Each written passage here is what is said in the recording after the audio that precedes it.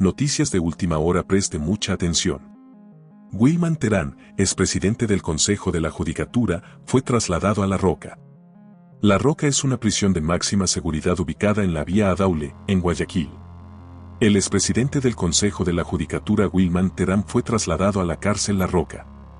La Roca es una prisión de máxima seguridad ubicada en la vía Adaule, en las afueras de Guayaquil. Terán fue trasladado en un avión de la FA hacia Guayaquil. El exfuncionario fue aprehendido la madrugada del jueves, 14 de diciembre, durante la operación Metástasis, impulsada por la Fiscalía General del Estado y en la que también se detuvo a otras 30 personas, funcionarios y exfuncionarios públicos, por su presunta vinculación con el delito de delincuencia organizada. Luego de 2 vinculaciones, la causa penal de Metástasis cuenta con 52 personas investigadas. Durante su testimonio anticipado por el caso Metástasis, Mayra Salazar, ex relacionista pública de la Corte del Guayas, nombró a Wilman Terán cuando habló de la conexión de Pablo Muentes con los vocales de la Judicatura. Salazar lo mencionó cuando relató cómo entró a trabajar para la presidencia de la Corte Provincial de Justicia del Guayas recibiendo una remuneración económica de $2.500 mensuales. Ambos, tanto el contrato otorgado en octubre y el nombramiento otorgado en noviembre, fueron pedidos por el señor Pablo Muentes Alarcón al doctor Wilman Terán Carrillo, presidente del Consejo de la Judicatura, a través de su asesor, el señor Fabricio Herrera, dijo Salazar. Ella dijo que Muentes manejaba a la mayoría del Consejo de la Judicatura. Pero aquí viene el interrogante de por qué pedirle estos favores. Señor juez, el señor Pablo Muentes Alarcón manejaba la mayoría de los vocales del Consejo de la Judicatura, y entiéndase que manejaba la mayoría, esto es, con el señor Xavier Muñoz, el doctor Wilman Terán y la doctora Maribel Barreno. Pero esto no era gratis, esto era un ganar-ganar, mencionó Salazar. Días después de que Terán ingresó en la denominada Cárcel 4, en Quito, por una orden de prisión preventiva emitida en el caso Metástasis, él recibió una segunda orden de prisión, pues se le inició un proceso penal por el delito de obstrucción de la justicia. La etapa de instrucción fiscal del denominado caso Independencia Judicial se inició contra Terán, el AES entonces vocal de la Judicatura, Xavier Muñoz, la ex vocal del Consejo de la Judicatura, Maribel Barreno, y otros 4 funcionarios del Consejo de la Judicatura. Los 90 días de instrucción fiscal corren a partir del 28 de diciembre pasado, pero se extenderán en 30 días más, debido a que se ha pedido la vinculación de otras personas. Respecto a la mayoría en el Pleno del Consejo de la Judicatura que era manejada por el exlegislador Pablo Muentes, la procesada en el caso Metástasis, Mayra Salazar, aseguró en su testimonio anticipado que no solamente vio al entonces vocal Muñoz en la casa de Muentes en la isla Mocolí, Guayas, sino también observó en esa vivienda al expresidente Terán y a la a ese momento vocal titular Maribel Barreno. En más noticias.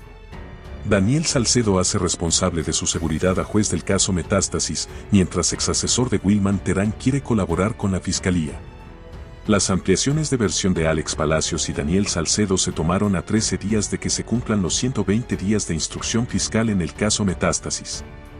De forma presencial, la mañana de este sábado, 30 de marzo, asistieron a la Fiscalía General del Estado, en Quito, a ampliar su versión dentro del caso Metástasis los procesados Alex Palacios, asesor del exjuez de la Corte Nacional de Justicia y expresidente del Consejo de la Judicatura, Wilman Terán, y Daniel Salcedo Bonilla, empresario sentenciado por actos de corrupción en la venta de medicamentos durante la pandemia de COVID. Ambos acusados de ser parte de una empresa criminal liderada por el narcotraficante Leandro Norero para obtener fallos judiciales, beneficios penitenciarios e información privilegiada de policías, fiscales y jueces, fueron trasladados hasta la capital bajo estrictos operativos de seguridad desde el Centro de Privación de la Libertad de Cotopaxi, en Latacunga, lugar al que fueron transferidos al recibir del juez nacional Felipe Córdoba una orden de prisión preventiva. La ampliación de versión de Palacios, quien se presentó junto a su abogado, arrancó a las 9 y duró cerca de 30 minutos. En ella el procesado aseguró que quiere colaborar con la Fiscalía y pidió que se le ingrese al programa de víctimas y testigos que maneja la institución. Señaló que de esa forma se le podrá garantizar su seguridad y así pueda colaborar con la justicia para esclarecer la causa en la que son investigadas 52 personas. El nombre de Palacios fue mencionado en el testimonio anticipado del procesado Eli Angulo, a quien se le ubica como mano derecha Leandro Norero y mantiene el alias de Estimado. Él sería uno de los integrantes de la cúpula de la estructura investigada, pues es visto, según la teoría de fiscalía y con base en los chats periciados, como el encargado de sobornar jueces, cooptar policías, distribuir dinero ilícito y planificar sicariatos. Eli de Angulo dijo que fue cercano a Alex Palacios, mantuvo reuniones con él para hablar de temas relacionados a un habeas corpus que estaba en la CNJ y era relacionado con la hermana de Leandro Norero, Juana Zambrano Tigua, y además, aseguró que le habría entregado dinero, pero lo que no recordaba es si fue en efectivo o a la cuenta de la madre del hoy ex asesor del entonces juez Terán. Palacios lo que negó fue el haber recibido dinero en la cuenta de su madre, pero no se refirió nada respecto a si lo hizo personalmente, en sus cuentas o a través de terceros. La mañana de este sábado, el Servicio Nacional de Personas Privadas de la Libertad, SNAI, trasladó a Wilman Terán desde la cárcel 4, en Quito, a la cárcel de máxima seguridad La Roca, en Guayaquil. El exjefe de Alex Palacios es también procesado en el caso Metástasis y mantiene otro proceso penal por el delito de obstrucción de la justicia, parte del caso Independencia Judicial. En ambas causas tiene orden de prisión preventiva. El SNAI aún no se ha pronunciado sobre las razones del traslado. Para las 11 de este sábado, 30 de marzo, al edificio principal de la Fiscalía General, al norte de Quito, también llegó Daniel Salcedo y su abogado. Ambos fueron convocados para una ampliación de versión de quien se le ubica en chats encontrados en teléfonos de Norero con el alias de El Bello.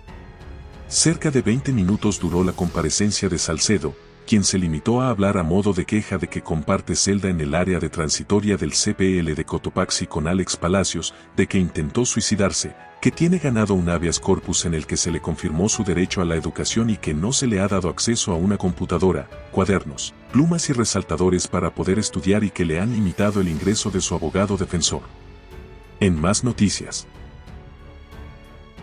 Un operativo policial y militar logró dar con sospechosos de la muerte de 5 turistas en Puerto López, Manabí.